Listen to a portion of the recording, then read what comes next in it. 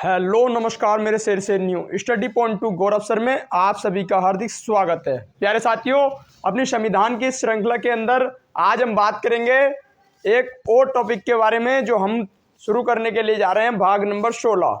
यानी हम बात कर चुके थे भाग नंबर 15 की, और भाग नंबर 15 में हमने किसकी बात की थी? तो भाग नंबर 15 में मैंने आपको बताया था राज्य और संघ के अधीन सेवाएं, यानी जो अखिल भारतीय सेवाएं होती हैं, जो होती है हमारी यूपीएससी और पीएससी, जो हमारी यूपी पीसीएस की जो वैकेंसी होती हैं, जो बड़ी बड़ी वैकेंसियां होती हैं, इनके अध्यक्षों के बारे में मैंने आपको बताया था कल।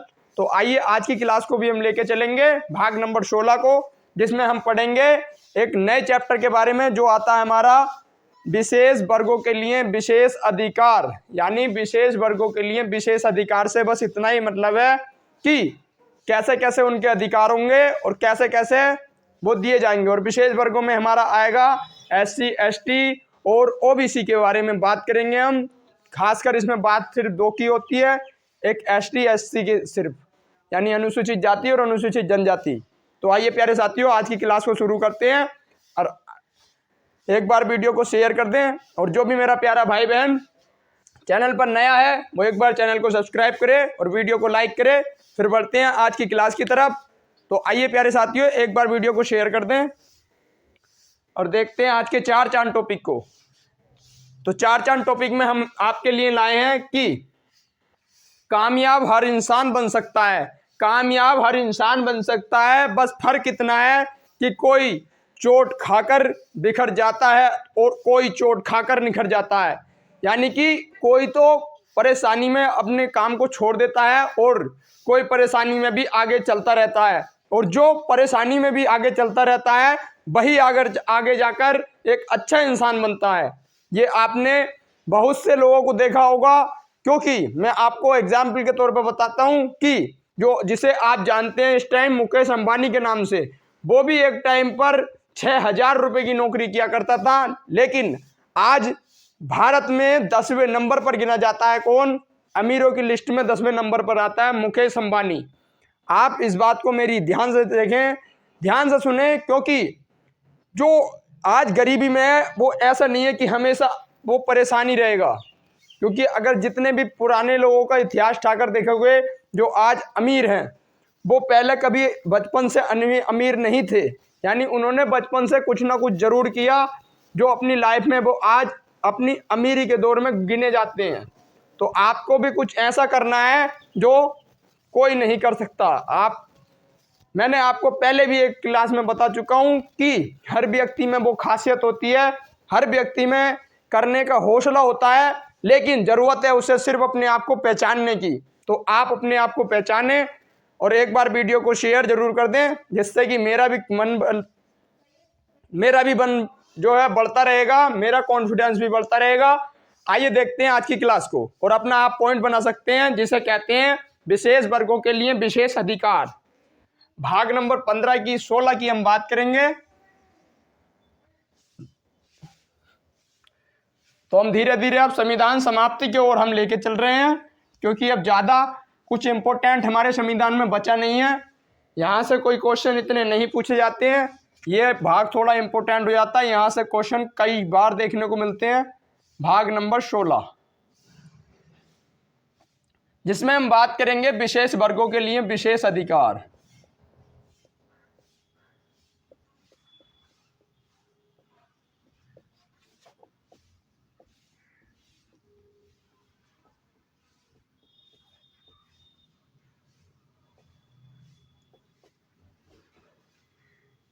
तो आइए प्यारे साथियों, एक बार इसे देख लें। और ये हमारा अनुच्छेद आएगा, जिसे कहते हैं अनुच्छेद नंबर 330 से और अनुच्छेद नंबर 342 तक।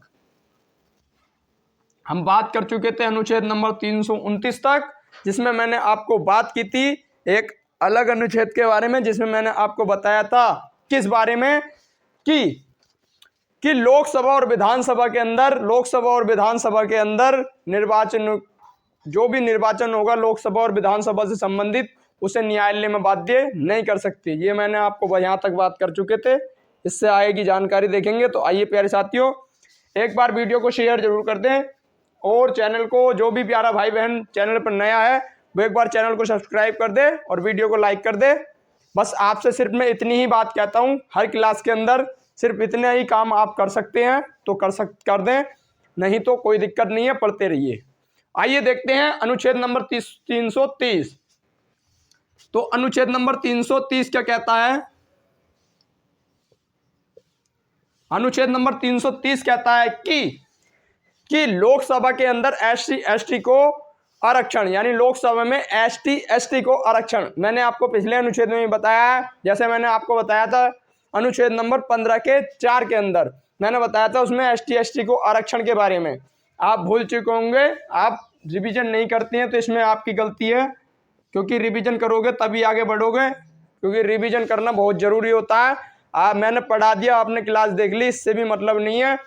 सिर्फ क्लास देखी बात खत्म नहीं हो जाती, क्लास को नोट भी करना है तो नोट पेन लेके बैठा करें, क्योंकि ये आप ऐसा मानते होंगे कि ये फ्री क्लास है, लेकिन नहीं, मैं आपको पेड क्लास से भी ज़्यादा देने की कोशिश करता हूँ हर क्लास के अंदर। तो आइए, इसमें है कि लोकसभा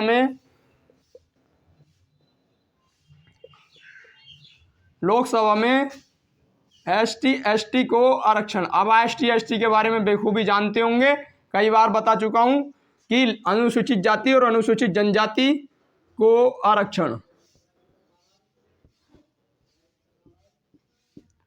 इसके बारे में बताया इसमें। इसके बाद और एसटी एसटी को आरक्षण कितना दिया गया है, तो आप बेखूबी जानते होंगे इन आरक्षणों के बारे में। और आपसे पूछा जाए कि इसके बाद हमारे अगले अनुच्छेद के बारे में जो आता है हमारा अनुच्छेद नंबर 331, और 331 हमारा किस बारे में बताता है? तो 331 हमारा कहता है कि लोकसभा के अंदर 2 एंग्लो इंडियन की नियुक्ति, यानी लोकसभा में 2 एंग्लो इंडियन की नियुक्ति, ये कौन से अनुच्छेद में है? अनुच्छेद नंबर 331 में। तो आइए एक बार इसे भी नोट कर लेते हैं। अनुच्छेद नंबर 331 331, तो ये कहता है कि लोकसभा में 2 एंग्लो, ऐसे लिखने, 2 आंग्ल भारतीयों की नियुक्ति,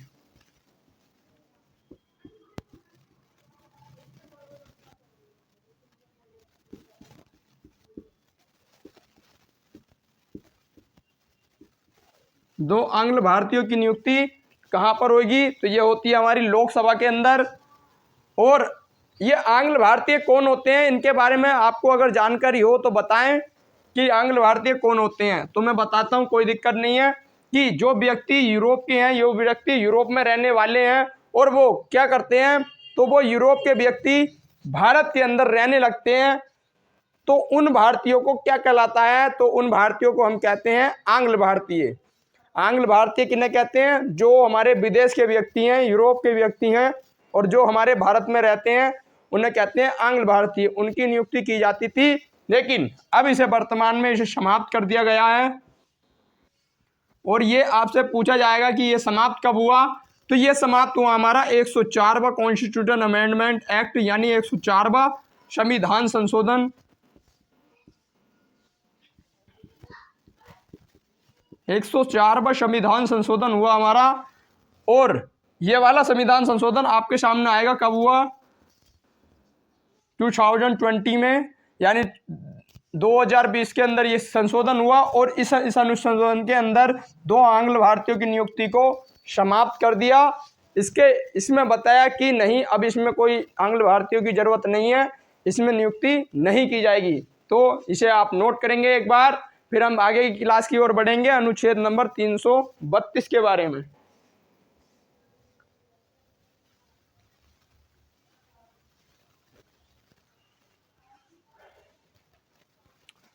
तो आता हमारा अनुच्छेद नंबर 332, और जो क्या कहता है?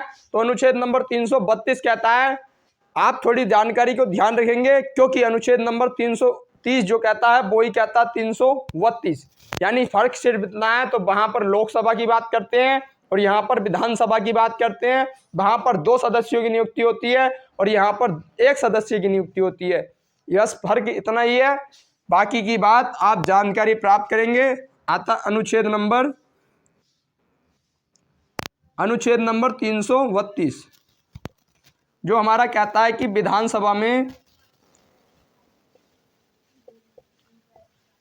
विधानसभा में एसटी एसटी को आरक्षण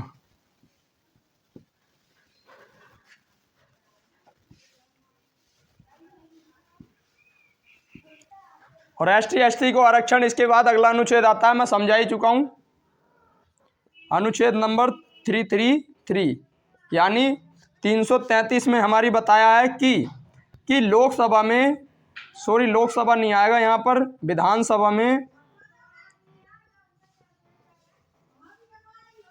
विधानसभा में एक आंग्ल भारतीय की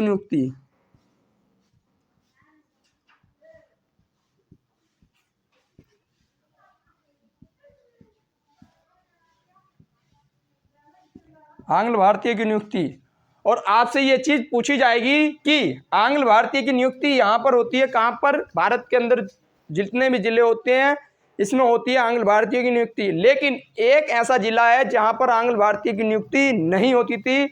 वहाँ पर किसकी नियुक्ति होती थी? तो वहाँ पर नियुक्ति होती थी एक सिख धर्म के अनुयायी की, यानी एक अन्य धर्म से संबंधित अनुयायी की नियुक्ति होती थी। और वो कैसा है, तो वो कौन सा है, उसके बारे में अगर आपको जानकारी हो तो एक बताएंगे जरूर। तो वो है सिक्किम। मैं बता देता हूं, कोई दिक्कत नहीं है। पहले किसकी नियुक्ति होती थी? सिक्किम के अंदर। और किसकी होती थी? मैंने बौद्ध धर्म से होती है ये, सिख धर्म से नहीं, बौद्ध धर्म के अनुयायी की।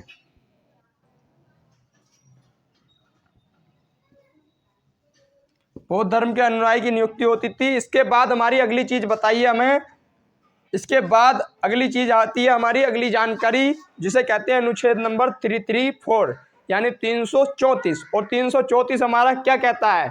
आप बेखूबी जानते होंगे कि 334 कहता है आरक्षण की अवधि, क्योंकि ये हमारा 2020 के अंदर काफी चर्चा में विषय रहा था, क्योंकि हुआ हमारा 104वां संविधान संशोधन। इसे भी लिख लें एक बार कि ये भी समाप्त हो चुका है, कभी कंफ्यूज हो गए, ये भी समाप्त हो चुका है। तो हुआ 104वां संविधान संशोधन और हुआ 2020 के अंदर। इसमें क्या हुआ? तो इसमें आरक्षण की अवधि को 2020 से बढ़ाकर 2030 कर दिया, यानी आरक्षण समाप्त कर दिया सिर्फ 10 साल के लिए। यानी कि हमारे सरकार के अंदर एक नियम है जो हमारा, मैंने आपको बताया था अनुच्छेद नंबर लगभग 84 के अंदर, 82 में मैंने आपको बताया था किस बारे में, कि मैंने 82 में आपको बताया था कि आरक्षण की अवधि के बारे में, कि हर साल नई सरकार लोकसभा और विधानसभा के लिए आरक्षण की अवधि को हर साल चेंज करेगी। लेकिन होता क्या है अब, तो आरक्षण की अवधि को 10 साल बढ़ा दिया है कि 10 साल तक इसमें कोई भी चेंज नहीं आएगा। जो भी आरक्षण की अवधि है सिर्फ वही रहने वाली है जो 2010 में तय की गई थी। आइए देखते हैं इसे, जो पहले तय की गई थी नई सरकार से लगभग 2014-15 के आसपास में, वही चलती आ रही है। आइए इसके बाद अपने अगले अनुच्छेद को लिखते हैं, जो मैंने आपको समझा चुका हूं, तो इसे नोट कर लेते हैं। और मेरा पर्पस रहता है हर क्लास के अंदर ज़्यादा से ज़्यादा समझाना, क्योंकि समझाने से ज़्यादा समझ में आता है। क्लास सिर्फ लिखवा दी, इससे मतलब ये नहीं है कि लिखवा दी और काम खत्म हो जाता है, नहीं जी। इसके बाद आता है सर अनुच्छेद नंबर 334, और जिसके बारे में मैंने समझा दिया है आरक्षण की अवधि।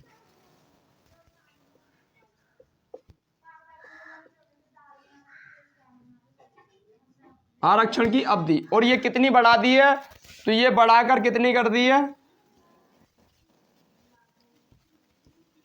बढ़ाकर 2030 कर दी है इसके बारे में। और ये कौन से संविधान संशोधन से हुआ? 104वां संविधान संशोधन, और जो हुआ हमारा 2020 के अंदर।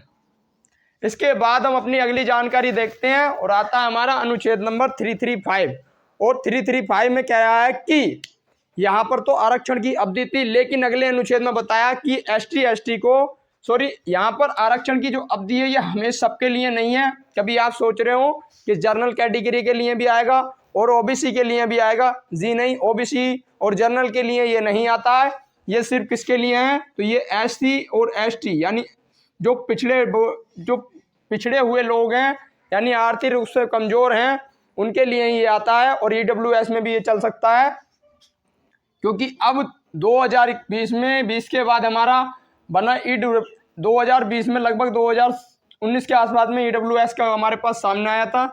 देखते हैं इसके बाद अगली जानकारी को। अगला आता है 335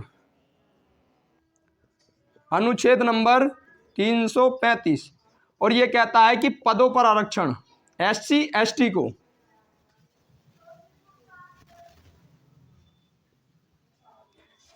एसटी को पदों पर आरक्षण, यानी कोई भी नौकरी निकाली जाएगी, कोई भी वैकेंसी आपके सामने आती है तो आप उसमें देखते होंगे, जो भी पेपर देते हैं तो आप उसमें देखते होंगे कि एससी एसटी के लिए आरक्षण की अवधि तय की गई है और उनकी मेरिट जो जाती है वो सबसे नीचे जाती है, आप ये देखते होंगे। और जो अब आजकल जो हालत खराब होती जा रही है वो लगभग ज़्यादातर आपने देखा होगा हर वैकेंसी में कि ओबीसी वाले की ज़्यादा बस हालत खराब है इस टाइम। क्यों? क्योंकि अब जो वैकेंसी निकल रही है इसके अंदर ओबीसी वालों को कम मान्यता दी जा रही है। पता नहीं सरकार क्यों कर रही है ऐसा, इसके बारे में भी पता नहीं। क्योंकि ओबीसी वालों के लिए आपने देखा होगा कि जो क्राइटेरिया है वो बहुत नीचे रह जाता है, और जो ये होते हैं ये ज़्यादा ऊपर पहुंच जाते हैं। चलो ये पहुंचते हैं वो बात अलग है, लेकिन हमें वैकेंसी के लिए यानी ओबीसी वालों के लिए जो वैकेंसी हैं वो भी बहुत कम दी जाती हैं। आप हर वैकेंसी में देखते होंगे कि ओबीसी वालों की वैकेंसी सबसे कम होती है, जबकि ओबीसी वालों की जनसंख्या सबसे ज़्यादा है, फिर भी उनके लिए वो वैकेंसी कम दी जाती है। पता नहीं ऐसा क्यों करती है सरकार। अब जो वैकेंसी हमारे सामने आई, मैं एक वैकेंसी को देखते हुए बता रहा हूं, मैं ऐसे कुछ नहीं बता रहा, किसी की बुराई नहीं कर रहा, एक वैकेंसी को देखते हुए बता रहा हूं कि हमारे पास एक वैकेंसी आई थी जिसे कहते हैं इंडो तिब्बत बॉर्डर पुलिस यानी आईटीबीपी की वैकेंसी में आपने भी देखा होगा कि ओबीसी के लिए एक भी वैकेंसी नहीं है, ओबीसी की वैकेंसी नहीं है एक भी। उसमें आपने देखा होगा, जिसने भी उसमें फॉर्म डालने की कोशिश करी तो आप नहीं डाल पाए, ये मैंने भी देखा और उसमें जानकारी देखी तो उसमें ओबीसी के लिए कुछ भी नहीं था, यानी और सबके लिए था, यानी ईडब्ल्यूएस तक उसके अंदर था, लेकिन ओबीसी वालों के लिए कुछ नहीं था।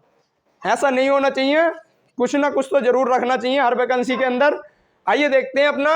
इसके बाद आता है अनुच्छेद नंबर 336 यानी 336, और 336 हमारा क्या कहता है, एक बार इसे नोट करेंगे। आपको अगर कोई भी जानकारी प्राप्त करनी है तो बता देख रहे हैं, एक बार कमेंट में कमेंट करके, जिससे कि आगे की जानकारी को मैं बड़ी आसानी से समझा सकूं। आइए देखते हैं, आता हमारा 335 तो हो चुका है अनुच्छेद नंबर 336, और अनुच्छेद नंबर 336 हमारा बताता है किस बारे में। तो अनुच्छेद नंबर 336 कहता है कि जो आंग्ल भारतीय हैं, जो हमारे भारत के अंदर रह रहे हैं यूरोप के लोग, वो यानी उनके लिए विशेष प्रावधान, यानी उनके लिए विशेष प्रावधान कहाँ पर है, तो आप इसे लिख लेंगे आंग्ल भारतीयों के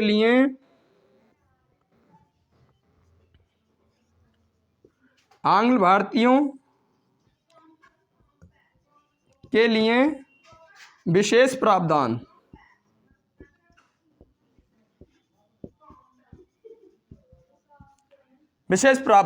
और आपसे पूछा जाएगा कि वर्तमान में लगभग कितने आंग्ल भारतीय होंगे, तो वर्तमान के बारे में ऐसी कोई पुख्ता सबूत है नहीं, क्योंकि हमारे पास जब हमारे पास जनगणना हुई 2011 की, और 2011 की जनगणना के अनुसार हमारे पास इनकी संख्या भारत में कितनी है, तो लगभग 246 के आसपास है इनकी संख्या। और ये किसके अनुसार बता रहा हूं मैं, 2011 की जनगणना के अनुसार ये जानकारी हमारे पास आती है कि हमारे पास कितने होते हैं, 246 आंग्ल भारतीय हमारे भारत में निवास करते हैं। आइए इसके बाद हम अपनी अगले अनुच्छेद को देखेंगे, अनुच्छेद नंबर 337, और 337 हमारा क्या बताता है, 337 हमारा बताता है किस बारे में,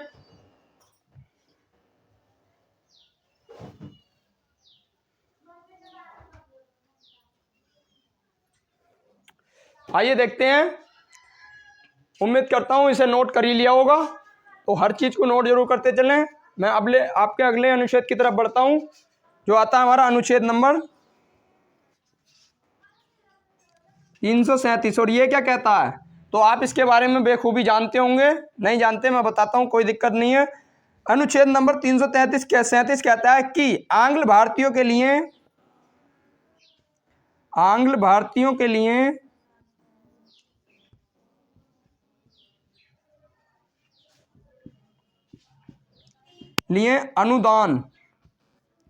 अनुदान की राशि, यानी आंग्ल भारतीयों के लिए भारत सरकार जो भी काम करती है उनकी राशि के लिए प्रावधान किया गया है आंग्ल भारतीयों में।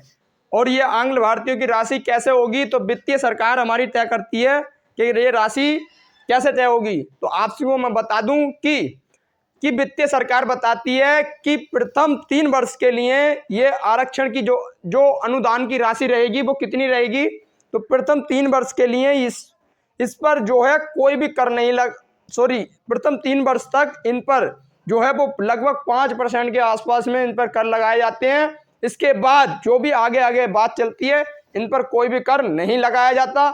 इससे आपको लिख सकते हैं इसमें किस बारे में, कि प्रथम 3 वर्षों के दौरान शिक्षा में अनुदान, शिक्षा संबंधित सुधार या शिक्षा संबंधित अनुदान, यानी प्रथम 3 वर्षों में शिक्षा संबंधी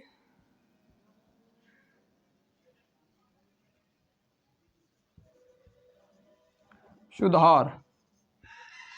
और ये 3 वर्षों तक कौन तय करती है, तो ये सरकार बताती है कि कितना कैसे होगा। इसके बाद उन पर ही निर्भर कर दिया जाता है और वो अपने आप स्वयं इस काम को करते हैं। प्रथम 3 वर्ष की सरकार जिम्मेदारी ले लेती है ऐसे लोगों के लिए।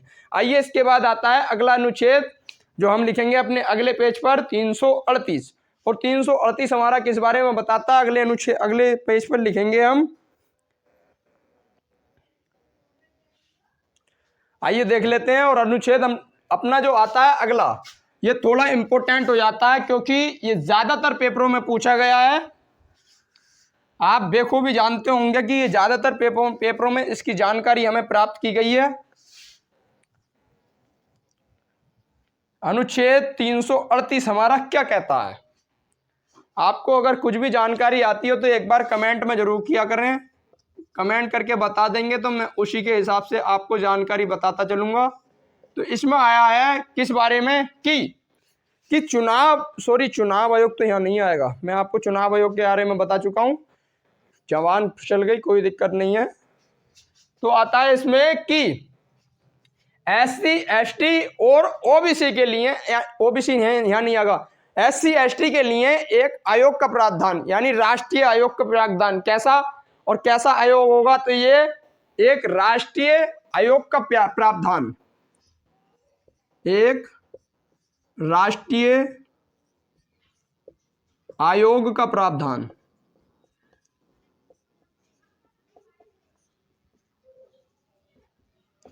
और ये किसके लिए, SC और ST के लिए। और ये इस आयोग के अंदर कितने सदस्य होते हैं, तो इसमें कितने सदस्य होते हैं, एक तो होगा अध्यक्ष SC ST का अध्यक्ष, और एक होता है उपाध्यक्ष,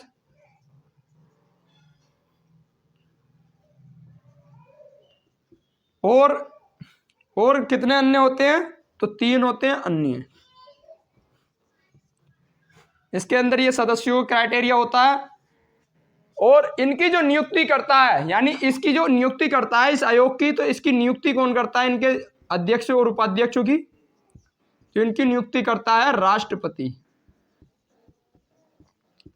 राष्ट्रपति नियुक्ति करता है इनकी। और इनके बारे में मैंने आपको सारी जानकारी बता दी है। इसके बाद बढ़ते हैं। और इसके अंदर हमारा आया था क्या, जैसे बोलते हैं SC ST, यानी SC ST किसके अंदर आते हैं, जो हमारे आयोग हैं SC ST आयोग किसके अंदर आते हैं, तो इसी के अंदर आते हैं। लेकिन हमारे पास एक कॉन्स्टिट्यूशन अमेंडमेंट एक्ट यानी संविधान संशोधन हुआ, जिसे हम कहते हैं 89 कॉन्स्टिट्यूशन अमेंडमेंट ऑफ 2003, यानी हमारे संविधान में संशोधन हुआ 89 संविधान संशोधन, यानी 89वां संविधान संशोधन जो हुआ हमारा 89वां संविधान संशोधन, और जो हुआ 2003 के अंदर। और इसके अंदर क्या हुआ, तो इसके अंदर दोनों आयोगों को बांट दिया, एक को पहुंचा दिया जिसे कहते हैं अनुच्छेद नंबर 338 का ए, जिसमें आया अनुसूचित जाति, अनुसूचित जाति, और इसके अंदर आया 338 बी के अंदर आया अनुसूचित जनजाति।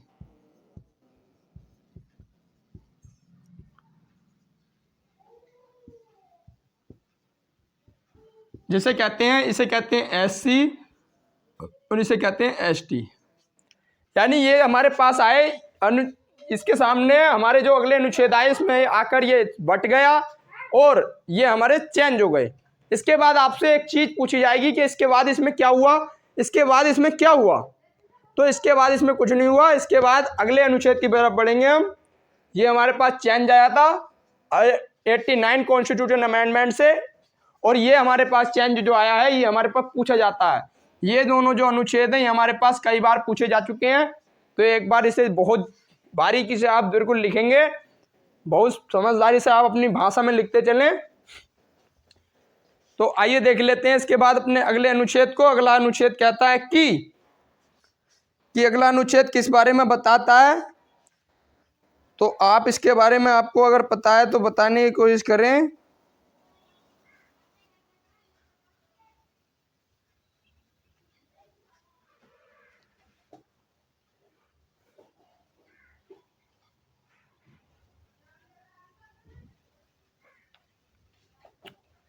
आइए देख लेते हैं अनुच्छेद नंबर 339।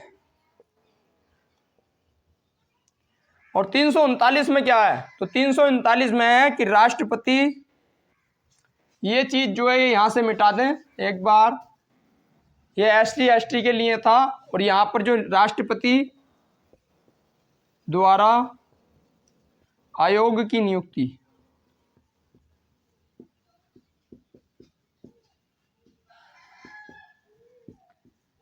ये आप चेंज करके या आप ऐसा कर लें, थोड़ा गलत हो गया है, इसे ऐसे लिख लें और ये अनुच्छेद कर लें 339। मैं आपको 338 लिखवा रहा हूँ अभी, 339, और जिसमें मैंने आपको बताया अभी कि राष्ट्रीय आयोग का प्रावधान।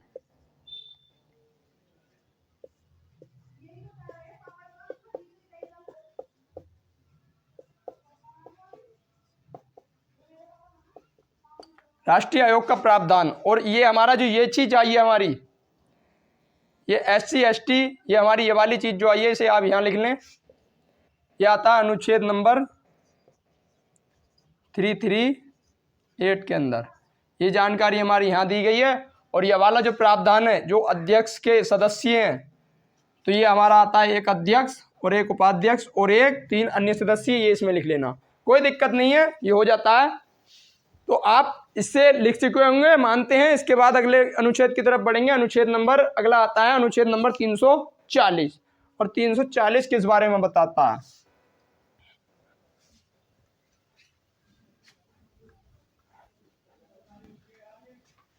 तो अनुच्छेद नंबर 340 हमारा कहता है कि अन्य पिछड़ा वर्गों के लिए विशेष प्रावधान, यानी हमारे अन्य पिछड़ा वर्ग कहाँ आएंगे, तो वहां पर नहीं आएंगे, यहाँ आते हैं अनुच्छेद नंबर 340, और ये कहता है कि OBC, जिसे कहते हैं अन्य पिछड़ा वर्ग के लिए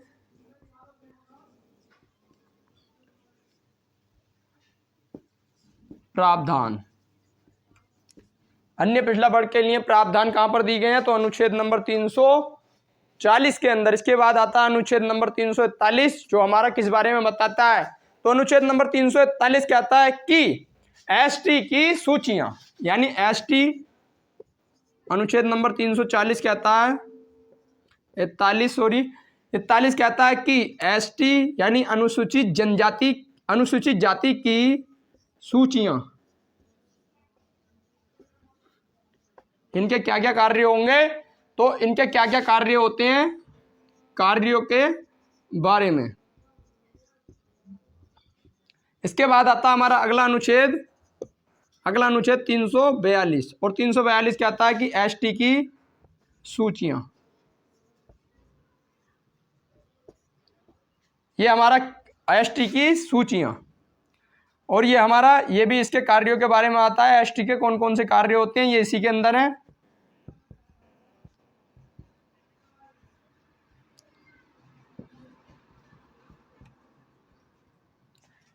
ये नोट कर लिया, मैं मानता हूं नोट कर लिया होगा। तो आगे की जानकारी हम देखेंगे अगली क्लास में। हमारा टाइम जैसे हो ही चुका है और ये अनुच्छेद भी कंप्लीट हो चुके हैं। अगर आपका फिर भी कोई क्वेश्चन रह गया हो तो एक बार कमेंट में कमेंट कर दें, मैं फिर उसकी आगे की जानकारी को देखता हूं। और फिर भी अगर आपको अगर बाद में अगर कोई क्लास देखता है तो कोई दिक्कत वाली बात नहीं है, बाद में देख लें। टाइम अगर हो तो लाइव आने की कोशिश किया करें, जिसमें आपके सवाल जवाब भी हो जाते हैं। अगर टाइम नहीं हो तो बाद में देख लें, कोई दिक्कत नहीं है। अगर आपका फिर भी कोई डाउट या क्वेश्चन रह जाता हो तो उसे कमेंट में कमेंट कर देना। पहली बार तो मैं कभी भी कोई क्लास में क्वेश्चन छोड़ता ही नहीं हूं कि कोई क्वेश्चन रह जाए, मैं ऐसा कभी भी नहीं छोड़ता हूं। आप मेरी कोई सी भी क्लास देख लेना, कोई सी भी क्लास में आपको ऐसा नहीं महसूस होगा कि कोई क्वेश्चन छोड़ दिया। तो आइए अब चलते हैं, टाइम भी जैसे हो ही चुका है, हमारी आधा घंटे की क्लास रहती है। आइए हम देख लेते हैं, मिलेंगे अगली क्लास में। अंत में भाई खुश रहें, मस्त रहें, अपने अन्नदाता अपने गुरुजनों का सम्मान जरूर किया करें, क्योंकि गुरु से ही सब कुछ है। और इस टाइम हमारे चल रहे हैं नवरात्रे। माता रानी की कृपा से आप सभी के जो भी सपने हैं, जो भी ख्वाब हैं, वो सभी पूरे होंगे। मैं आपके लिए सभी माता रानी से मैं आपके लिए दुआ करता हूं कि वो आपके सारे सपने पूरे कर दें। तो आइए चलते हैं, टाइम काफ़ी हो चुका है। जय हिंद, जय भारत।